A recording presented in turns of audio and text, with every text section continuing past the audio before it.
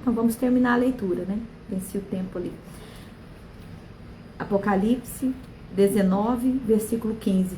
Sai da sua boca uma espada afiada para com ela ferir as nações, e ele mesmo as regerá com cetro de ferro.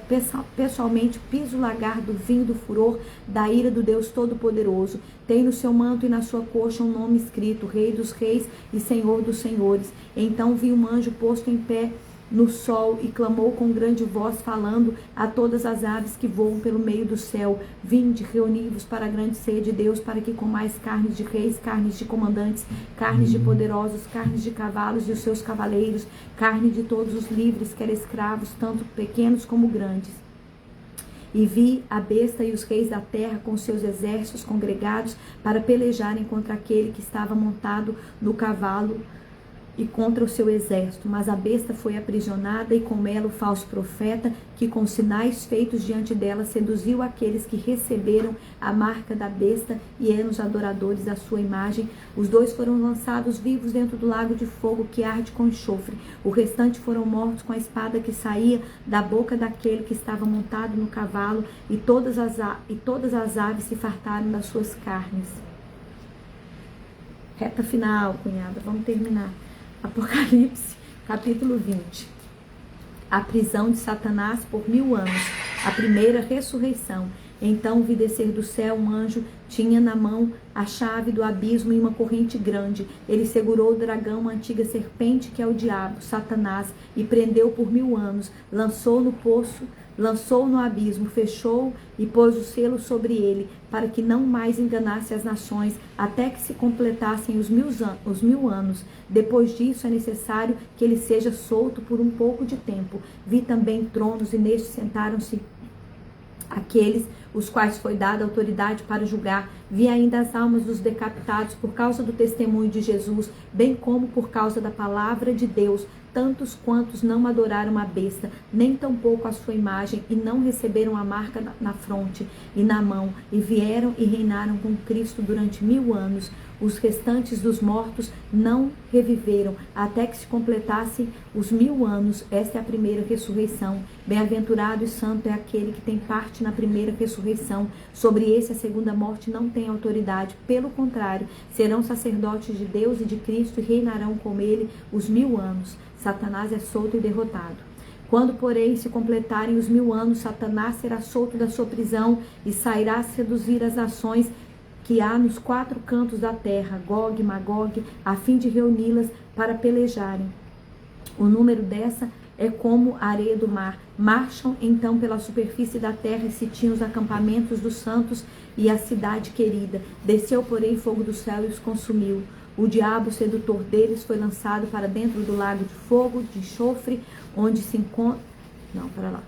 O diabo, sedutor deles, foi lançado para dentro do lago de fogo e enxofre, onde já se encontram não só a besta, como também o falso profeta, e serão atormentados de dia e de noite pelos séculos dos séculos. O juízo de Deus. Vi um trono branco e aquele que nele se assentava, de cuja presença fugiram o céu e a terra, e não se achou lugar para eles. Vi também os mortos, os grandes, os pequenos, postos em pé diante do trono. Então se abriram livros, ainda outro livro, o livro da vida foi aberto, e os mortos foram julgados segundo as suas obras, conforme o que se achava escrito nos livros.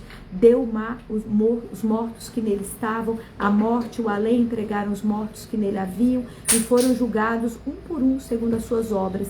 Então a morte e o inferno foram lançados para dentro do lago de fogo. Esta é a segunda morte e o lago de fogo. E se alguém não foi achado escrito no livro da vida, esse foi lançado para dentro do lago de fogo.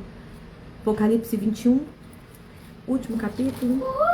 É o último não, tem o 22.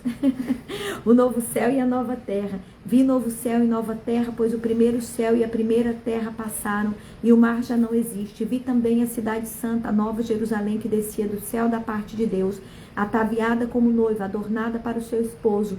Então ouvi grande voz vinda do trono, dizendo: Eis o tabernáculo de Deus com os homens. Deus habitará com eles, e eles serão povos de Deus. Deus mesmo estará com eles, e lhes enxugará dos olhos toda lágrima, e a morte não existirá, já não haverá luto, nem pranto, nem dor, porque as primeiras coisas passaram. E aquele que estava sentado no trono disse: eis que faço nova todas as coisas. E acrescentou: escreve, porque estas palavras são fiéis e verdadeiras.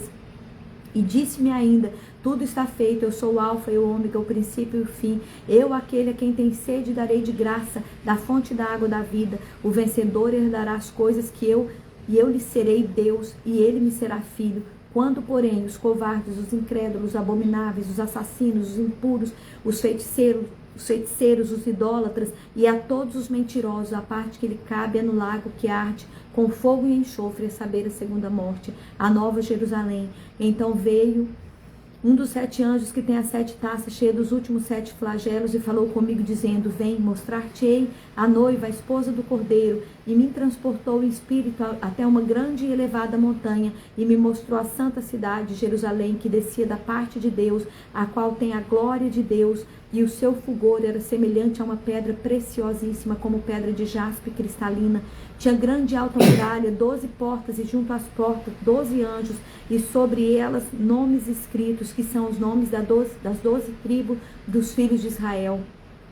3 portas acharam a leste, 3 a norte, 3 a sul, 3 a oeste. A muralha da cidade tinha 12 fundamentos, e estava sobre estes os 12 nomes dos 12 apóstolos do Cordeiro. Aquele que falava comigo tinha por medida uma vara de ouro para medir a cidade e as suas portas e as suas muralhas. A cidade é quadrangular de comprimento e largura, e mediu a cidade com a vara 12.000 estádios. O seu comprimento e largura e altura são iguais. Mediu também a sua muralha 144 côvados, medida de homem, isto é, de anjo. A estrutura da muralha é de jaspe, também a cidade é de ouro puro, semelhante a vidro límpido.